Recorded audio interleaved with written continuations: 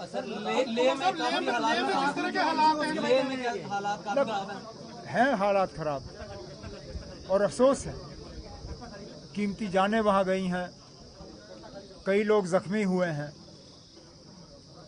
मैं तो सिर्फ उन्हें अपील करूंगा कि कानून को अपने हाथ में ना लिया जाए। कानून अपने हाथ में ना लें, उनको जो है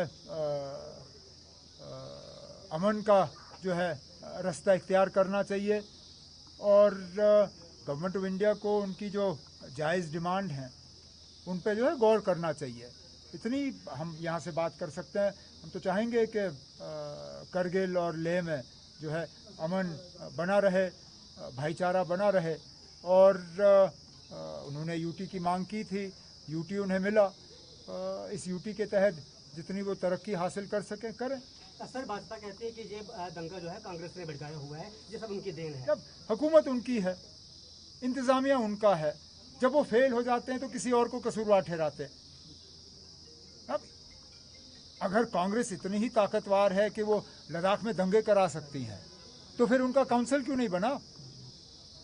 जब काउंसिल के इलेक्शन हुए, जीत किसकी हुई? बीजेपी की हुई। कांग्रेस की तो वहाँ बुरी तरह से हार हुई।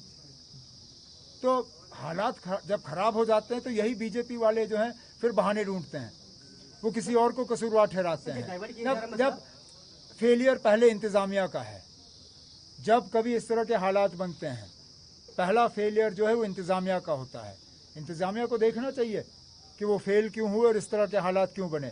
इस तरह दूसरों को इसके लिए कसूरवार ठहराने से कुछ नहीं होता ना।